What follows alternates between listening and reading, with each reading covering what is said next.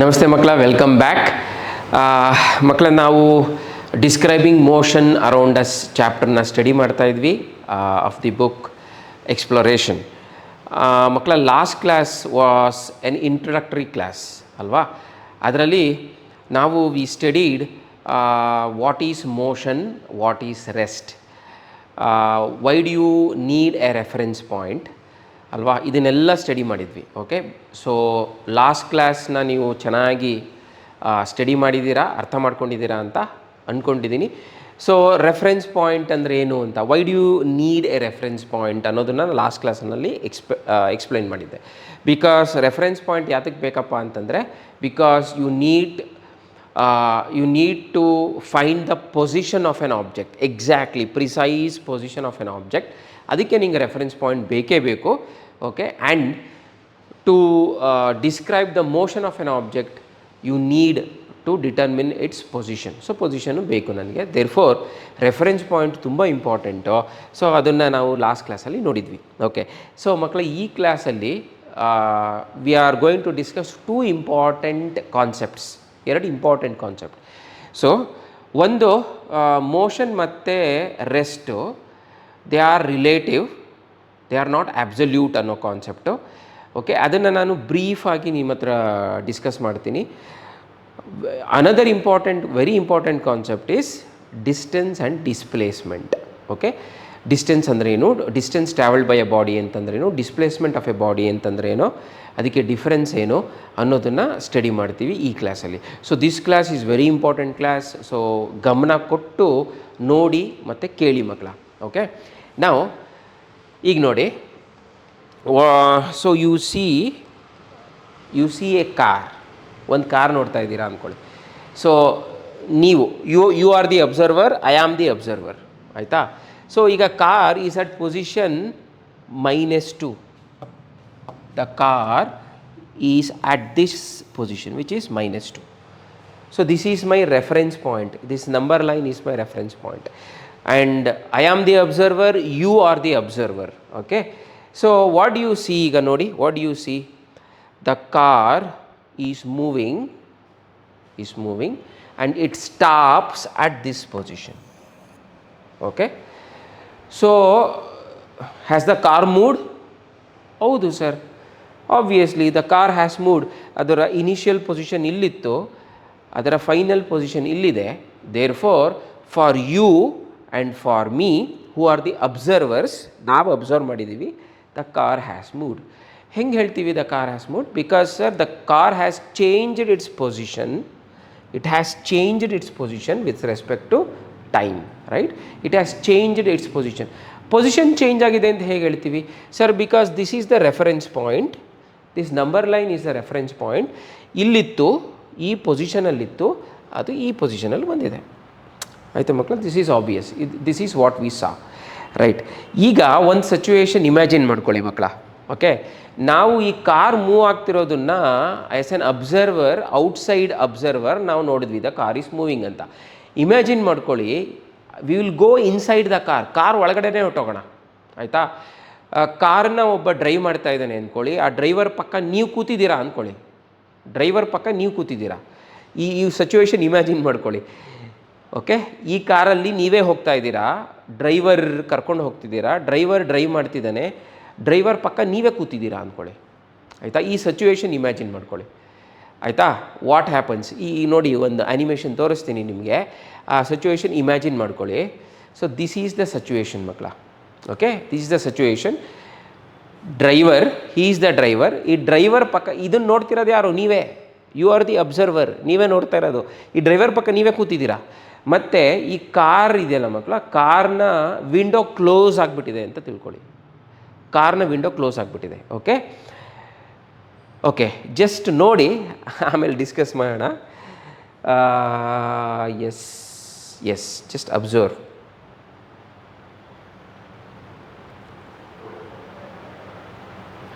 Okay, so ಆ driver ಏನು ಮಾಡ್ದ ಅಂತಂದರೆ, ವಿಂಡೋ ಕ್ಲೋಸ್ ಇತ್ತು, ವಿಂಡೋನ ಓಪನ್ ಮಾಡ್ದ. ವಿಂಡೋ ಓಪನ್ ಮಾಡಿದಾಗ ಔಟ್ಸೈಡ್ ಆಬ್ಜೆಕ್ಟ್ಸು ಕಾಣಿಸೋಕ್ಕೆ ಶುರುವಾಯಿತು ನಿಮಗೆ, ರೈಟ್?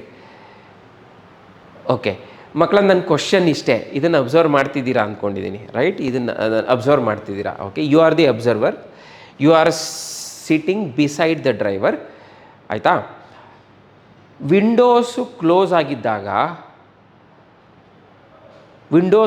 ಆಗಿದ್ದಾಗ ನನ್ನ ಪ್ರಶ್ನೆ ಏನು ಅಂತಂದರೆ, ವಾಸ್ ದ ಕಾರ್ ಮೂವಿಂಗ್ ಅಥವಾ is the car moving when the windows is closed?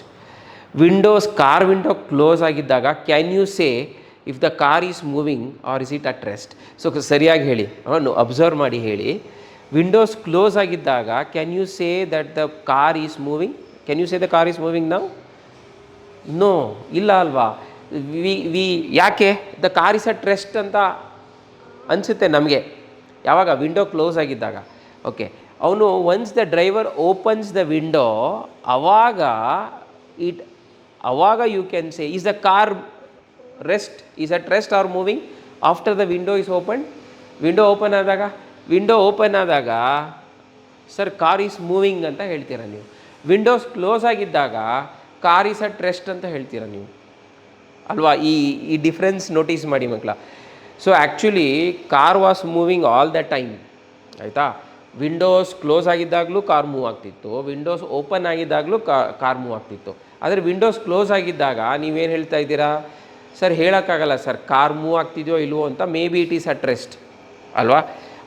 ಅದೇ ವಿಂಡೋಸ್ ಓಪನ್ ಆದ ತಕ್ಷಣ oh no sir car is moving sir ಅಂತ ಹೇಳ್ತೀರಾ ಅಲ್ವಾ? ಯಾಕೆ ಹೇಳ್ತೀರಾ? Why is the difference? ಯಾಕೆ ಡಿಫ್ರೆನ್ಸ್ ಇದು? ಎಸ್, ಯೋಚನೆ ಮಾಡಿ ಮಕ್ಕಳ. With respect to you are the observer. With respect to you, when the window is closed, car move ಆಗ್ತಿಲ್ಲ, ಡ್ರೈವರು ಮೂವ್ ಆಗ್ತಿಲ್ಲ, ಆಯಿತಾ? ವಿಂಡೋಸ್ ಓಪನ್ ಆದ ತಕ್ಷಣ you can say sir car is moving and the driver is also moving. ಹೆಂಗೆ? How? Because you see objects outside. ಏನೇನು objects? Sir ಮರ ಇದೆ, ಅದು ಯಾವುದೋ ಲ್ಯಾಂಪ್ ಪೋಸ್ಟ್ ಇದೆ, ಜನ ಇದ್ದಾರೆ. With respect to trees, with respect to the lamp, with respect to the people, the car is changing its position. Therefore we say that the car is moving ಅಲ್ವಾ? ಅರ್ಥ ಆಗ್ತಿದೆಯಾ? So the same object, driver ಮತ್ತು car, with respect to you they are stationary. ನೀವು as an observer, you are the observer, the driver is stationary, the car is also stationary. But with respect to an object outside the car is moving and the driver is also moving. ಅರ್ಥ ಆಗ್ತಿದೆಯಾ ಮಕ್ಕಳ? ಈ concept ಅರ್ಥ ಆಯ್ತಾ? So ಮೋಷನ್ನು ಮತ್ತು rest, if an object is in motion or is at rest ಅನ್ನೋದು it depends on the observer. ಆ ಅಬ್ಸರ್ವರ್ನೇ ನಾವು ರೆಫರೆನ್ಸ್ ಪಾಯಿಂಟ್ ಅಂತ ಕರಿತೀವಿ ಮಕ್ಕಳ. It depends on the observer. Okay, ನೋಡಿ, ವಿಂಡೋ ಕ್ಲೋಸ್ ಆಗಿದ್ದಾಗ from your point of view the driver is not moving, the car is also not moving. But ಅದೇ ವಿಂಡೋಸ್ನ ನಾವು ಓಪನ್ ಮಾಡಿದಾಗ with respect to what? With respect to the objects outside the car. ಅಂದರೆ ಇದು ನೋಡಿ, ಈ lamp post ಇರ್ಬೋದು, ಈ ಟ್ರೀಸ್ ಇರ್ಬೋದು, ಈ ಕಾಂಪೌಂಡ್ ಇರ್ಬೋದು, ಈ ಜನ ಇರ್ಬೋದು. The car is changing its position with respect to time. Therefore you say that the car is moving. Car move ಆಗ್ತಿದೆ ಅಂತ ಹೇಳ್ತೀರಾ ನೀವು ಅಲ್ವಾ? ಇದನ್ನೇ ಮಕ್ಕಳ ನಾವು we say that motion and rest are not absolute terms, but they are relative terms. Motion ಮತ್ತು rest ಅನ್ನೋದು ರಿಲೇಟಿವ್ ಅಂದರೆ ಅರ್ಥ ಏನು? ಒಂದು ವಸ್ತು ಮೂವ್ ಆಗ್ತಿದೆಯಾ ಅಥವಾ ರೆಸ್ಟಲ್ಲಿದೆಯಾ ಅನ್ನೋದು ಅಬ್ಸರ್ವರ್ ಮೇಲೆ ಡಿಪೆಂಡ್ ಆಗುತ್ತೆ ಅಥವಾ ರೆಫರೆನ್ಸ್ ಪಾಯಿಂಟ್ ಮೇಲೆ ಡಿಪೆಂಡ್ ಆಗುತ್ತೆ ಅನ್ನೋದು. ಓಕೆ, ಈ ಥರ ಡೈಲಿ ಲೈಫಲ್ಲಿ you can give so many examples ಮಕ್ಕಳ. ಈಗ ನೋಡಿ, ಒಂದು ಟ್ರೈನ್, ಆಯಿತಾ? ನೀವು ರೈಲ್ವೆ ಸ್ಟೇಷನಲ್ಲಿ ಕೂತಿರ್ತೀರಾ, ಈ ಥರ ಕೂತಿದ್ದೀರಾ ನೀವು. You are the observer, right? You are the observer. ಈ ಥರ ಕೂತಿದ್ದೀರಾ. ಇಲ್ಲಿ there are two people. Okay, so the train is not changing its position. Train move ಆದಾಗ this person is also moving along with the train. Train move ಆಯಿತು, you are the observer. With respect to you the person is moving along with the train ಅಲ್ವಾ? Along with the train, because the train changed its position change ಮಾಡ್ತು, therefore you say that this person is moving. But with respect to a person who is sitting in front of this person, ಇಲ್ಲೊಬ್ಳು lady ಕೂತಿದ್ದಾಳಲ್ಲ ಮಕ್ಕಳ, ಇಲ್ಲಿ ಒಬ್ಳು lady ಕೂತಿದ್ದಾಳೆ ಆಯಿತಾ. From point of view of the lady this person is not moving, he is stationary ಅಲ್ವಾ. ಎದುರುಗಡೆನೇ ಕೂತಿದ್ದಾಳೆ ಅವಳು, ಈ ವ್ಯಕ್ತಿ ಎದುರುಗಡೆನೇ ಇನ್ನೊಬ್ಳು ಕೂತಿದ್ದಾಳೆ. With respect to this man is not moving at all. With respect to this women, this lady, this man is not moving at all ಅಲ್ವಾ. ಸೊ ಮೋಷನ್ ಮತ್ತು ರೆಸ್ಟ್ ಅನ್ನೋದು it depends on the observer. So ಅದೇ ಥರ we can give, it depends on the frame of reference, fixed frame of reference ಅಥವಾ observer. So we can give so many examples ಮಕ್ಕಳ daily ಲೈಫಲ್ಲಿ. ಈಗ ಬಸ್ಸಲ್ಲಿ if a person is standing in a moving bus, ಯಾರೋ ಒಬ್ಬ ವ್ಯಕ್ತಿ ನಿಮ್ಮ ಜೊತೆ ಮೂವಿಂಗ್ ಬಸ್ಸಲ್ಲಿ ನಿಮ್ಮ ಜೊತೆ ನಿಂತಿರ್ತಾನೆ ಅಂದ್ಕೊಳ್ಳಿ. So with respect to you that person is not moving, he is stationary. But for a person who is outside the bus move ಆದಾಗ ಆ ವ್ಯಕ್ತಿನೂ ಮೂವ್ ಆಗ್ತಿದ್ದಾನೆ ಅಂತ ಅನಿಸುತ್ತೆ ನಮಗೆ ಅಲ್ವಾ. With respect to you the person is not moving, but with respect to a person outside the bus that person is moving. So it depends on the observer. ಅದೇ ಥರ all trees on the earth are at rest with respect to observers on the earth. So ಇಲ್ಲಿ ಪ್ರಪಂಚದಲ್ಲಿ ನಮ್ಮ ಸುತ್ತಮುತ್ತ ನೋಡ್ತೀವಲ್ಲ ಮಕ್ಕಳ, ಮರ ಗಿಡ ಅದೆಲ್ಲ ದೇ ಆರ್ ಸ್ಟೇಷನರಿ. ಬಟ್ ನೀವು ಔಟರ್ ಸ್ಪೇಸ್ಗೆ ಹೋಗ್ಬಿಡಿ, ಅರ್ತ್ಗಿಂತ ಹೊರಗಡೆ ಹೋಗ್ಬಿಟ್ಟು ನೀವು ನೋಡಿದ್ರೆ ಸರ್ ಅರ್ಥು ಮೂವ್ ಆಗ್ತಾ ಇದೆ, ಅರ್ಥಲ್ಲಿರೋ ಟ್ರೀಸು ಮೂವ್ ಆಗ್ತಿದೆ ಅಂತ ಅನಿಸುತ್ತೆ ಅಲ್ವಾ. ಸೊ ಇಲ್ಲಿ ಚೇಂಜ್ ಆಗಿದ್ದೇನು, ಫ್ರೇಮ್ ಆಫ್ ರೆಫರೆನ್ಸ್ ಚೇಂಜ್ ಆಯ್ತು ಅಷ್ಟೇ, ರೈಟ್.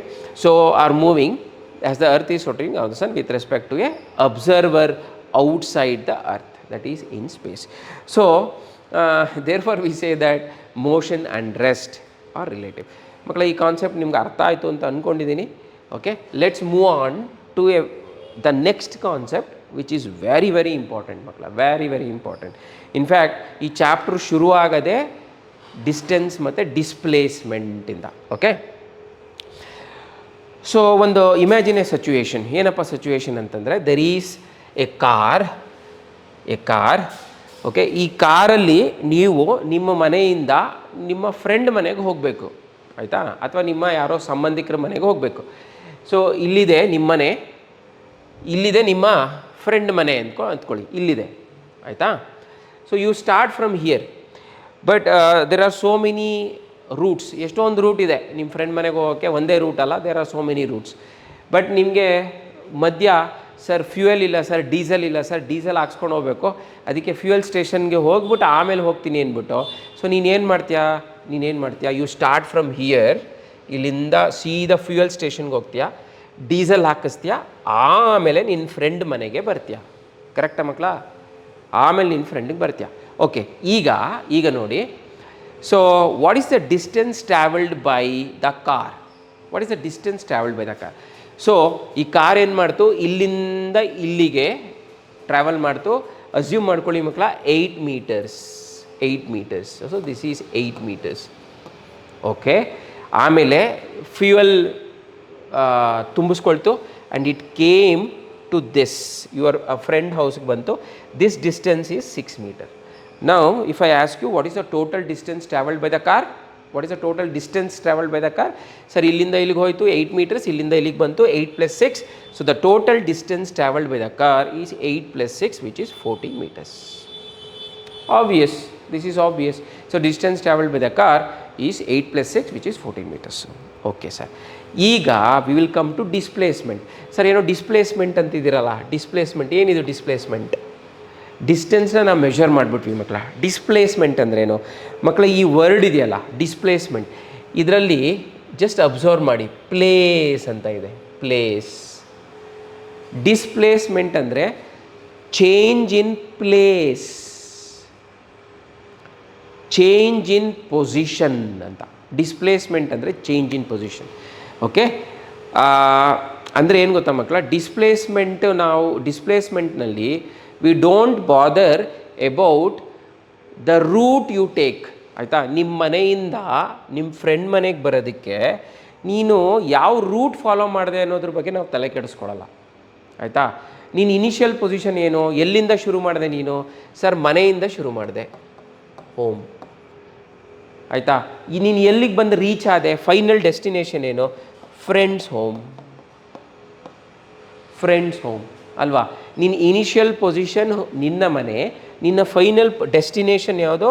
ನಿನ್ನ ಫ್ರೆಂಡ್ ಮನೆ.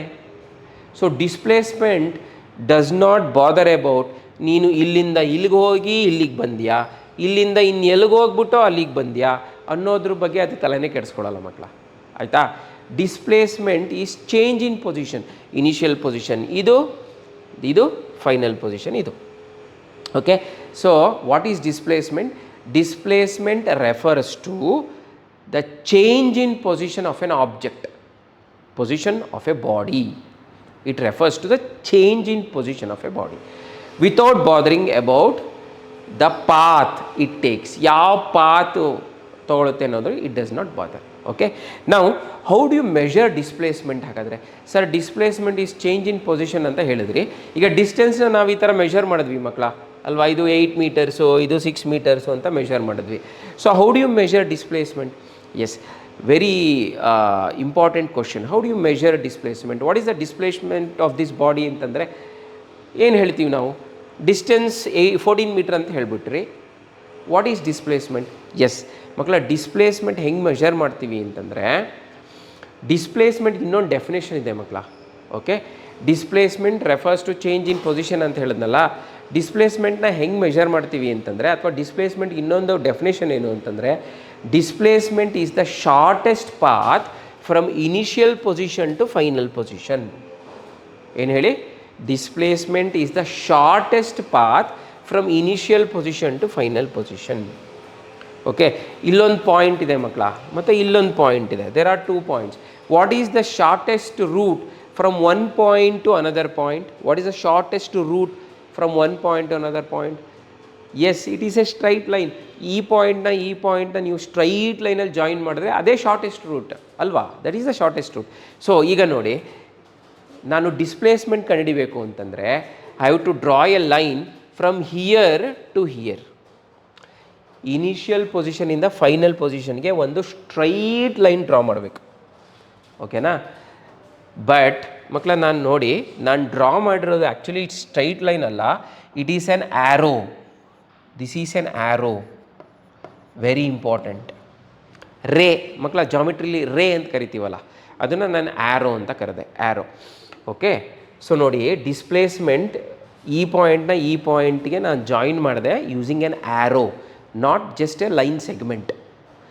ಇದು ವೆರಿ ಇಂಪಾರ್ಟೆಂಟ್. ಯಾಕೆ ನಾನು ಆ್ಯರೋ ಮಾಡಿದೆ ಅಂತಂದರೆ, because displacement is an arrow from initial position to final position.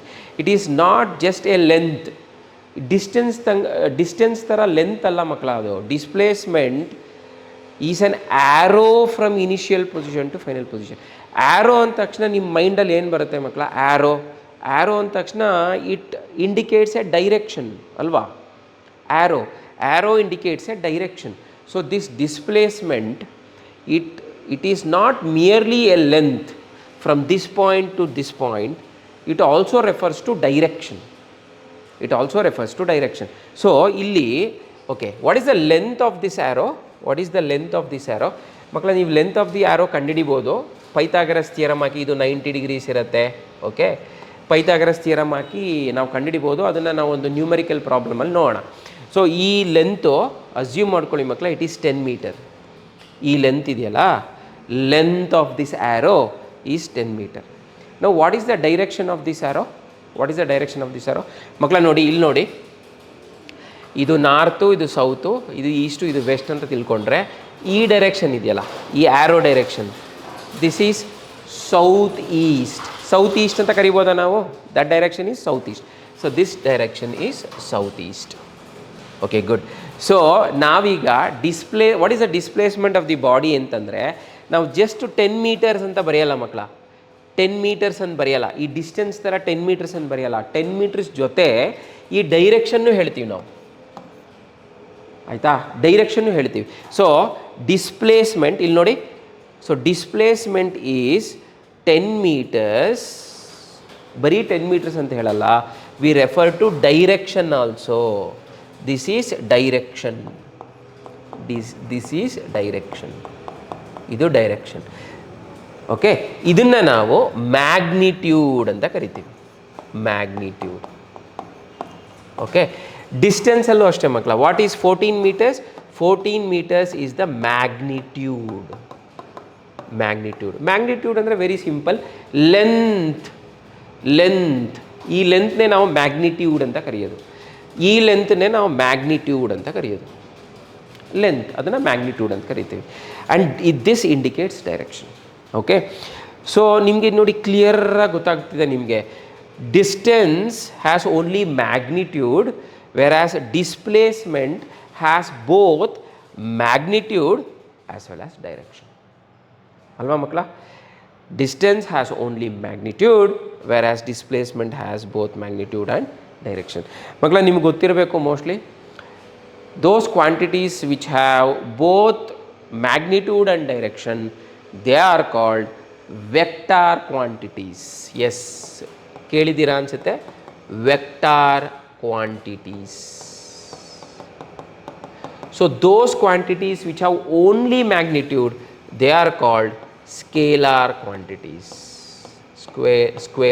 Scalar quantities. ಅಲ್ವಾ ಮಕ್ಕಳ? So distance is a scalar quantity, whereas displacement is a vector quantity.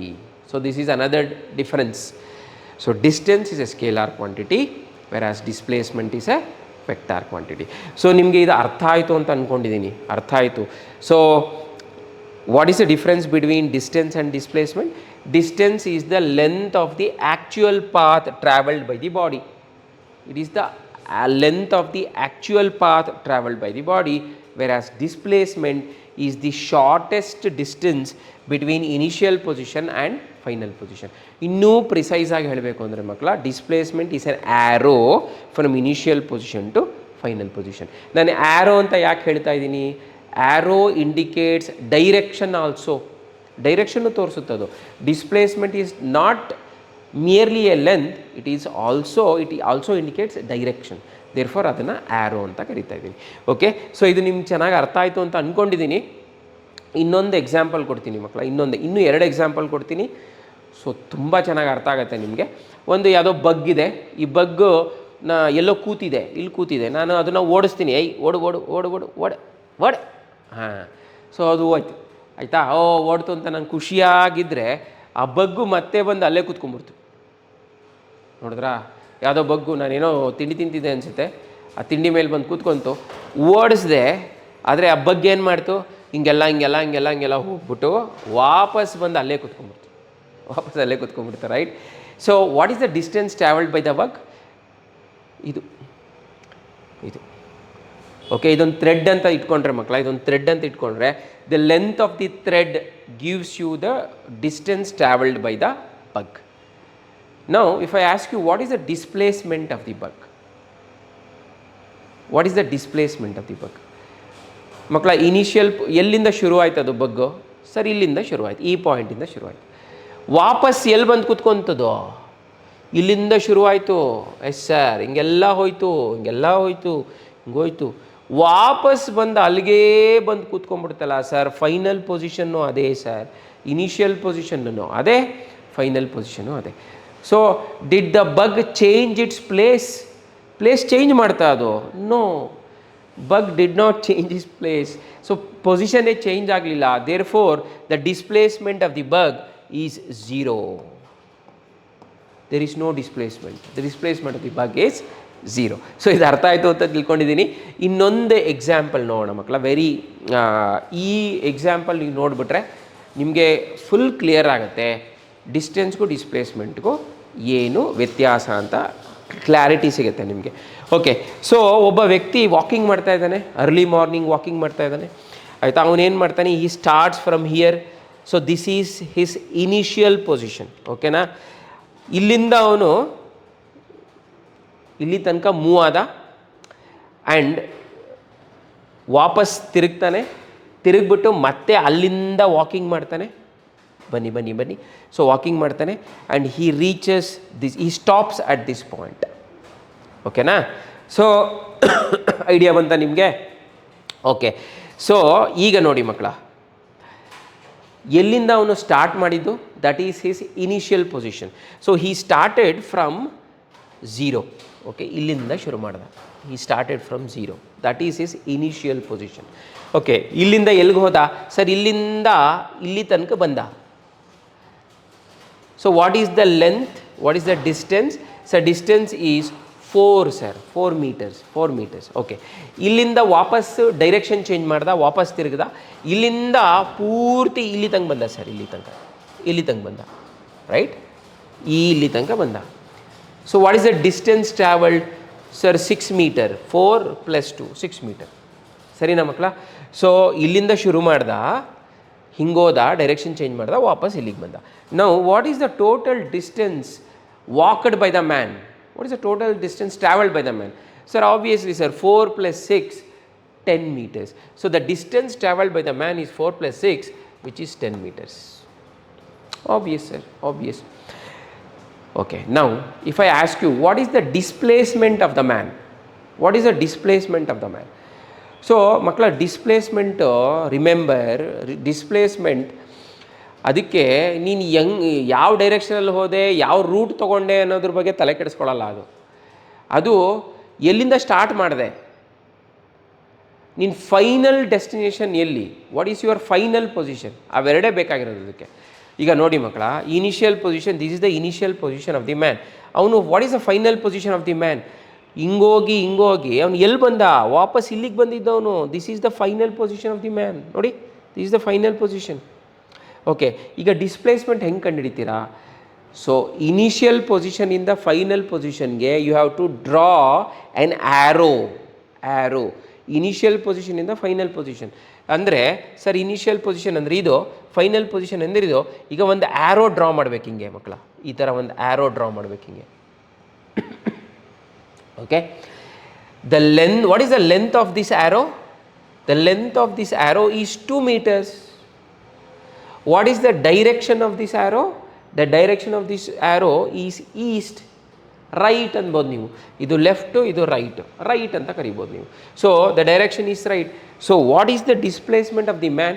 The displacement of the man is 2 meters. ಬರೀ 2 meters ಅಲ್ಲ, you have to indicate direction also. So towards right ಅಂತ. Okay, towards right. So this is the displacement. ಡಿಸ್ಪ್ಲೇಸ್ಮೆಂಟಲ್ಲಿ magnitude ಇರುತ್ತೆ, direction ಇರುತ್ತೆ. ಡಿಸ್ಟೆನ್ಸಲ್ಲಿ just magnitude ಇರುತ್ತೆ ಮಕ್ಕಳ, just magnitude. ನೋಡಿ, this is the shortest path from initial position to final position. The shortest length is 2 meters and the direction is towards right. ಮಕ್ಕಳ, ಇದು ನಿಮಗೆ ಚೆನ್ನಾಗಿ ಅರ್ಥ ಆಯಿತು ಅಂತ ಅಂದ್ಕೊಂಡಿದ್ದೀನಿ. ಮತ್ತೆ ನೋಡಿ ಈ ವಿಡಿಯೋನ. ಈ ಚಾಪ್ಟರ್ ಕಾನ್ಸೆಪ್ಟ್ಸ್ ಅರ್ಥ ಆಗಬೇಕು ಅಂದರೆ ನಿಮಗೆ ಮೇಲಿಂದ ಮೇಲೆ ನಿಮಗೆ ಕಿವಿಗೆ ಬೀಳ್ತಾ ಇರಬೇಕು. ಓಕೆ, ರಿವೈಸ್ ಮಾಡ್ತಾ ಇರಬೇಕು ಕಾನ್ಸೆಪ್ಟ್ಸ್ನ. ಮತ್ತು ನೆಕ್ಸ್ಟ್ ಕ್ಲಾಸಲ್ಲಿ ನಾನು I will do some problems on distance and displacement. So ನೀವು ನ್ಯೂಮರಿಕಲ್ ಪ್ರಾಬ್ಲಮ್ಸ್ ಮಾಡ್ತಾ ನೀವು ಇನ್ನೂ ಚೆನ್ನಾಗಿ ನಿಮ್ಮ ಕಾನ್ಸೆಪ್ಟ್ಸು ಕ್ಲಿಯರ್ ಆಗುತ್ತೆ. ಫಿಸಿಕ್ಸ್ ನಾವು ಕಲಿಬೇಕಾಗಿರೋದೇ through numerical problems, through numericals. So next ಕ್ಲಾಸಲ್ಲಿ ನ್ಯೂಮರಿಕಲ್ಸ್ ಮಾಡೋಣ ಮಕ್ಕಳ, ಅದು ತುಂಬ ಇಂಟ್ರೆಸ್ಟಿಂಗ್ ಆಗಿರುತ್ತೆ. ಸೊ ಈ ಕ್ಲಾಸು ಒಂದು ಸ್ವಲ್ಪ ಲೆಂತಿ ಆಯಿತು, because we discussed two important concepts. ತುಂಬ ಇಂಪಾರ್ಟೆಂಟ್ ಕಾನ್ಸೆಪ್ಟ್, ಅದನ್ನು ಡಿಸ್ಕಸ್ ಮಾಡಿದ್ವಿ. ಅದಕ್ಕೆ ಒಂದು ಸ್ವಲ್ಪ ಟೈಮ್ ತೊಗೊಳ್ತು, but it is worth it. ಈ ಕ್ಲಾಸನ್ನು ನೀವು ಮತ್ತೆ 2-3 ಸರಿ ನೀವು ನೋಡಿದ್ರೆ ಚೆನ್ನಾಗಿ ಕಾನ್ಸೆಪ್ಟ್ ಕ್ಲಿಯರ್ ಆಗುತ್ತೆ. ಓಕೆ, ಸೊ ನೆಕ್ಸ್ಟ್ ಕ್ಲಾಸಲ್ಲಿ we will meet in the next class. We will do numericals on distance and displacement. Okay ಮಕ್ಕಳ, ಸಿ ಯು, ಬಾಯ್.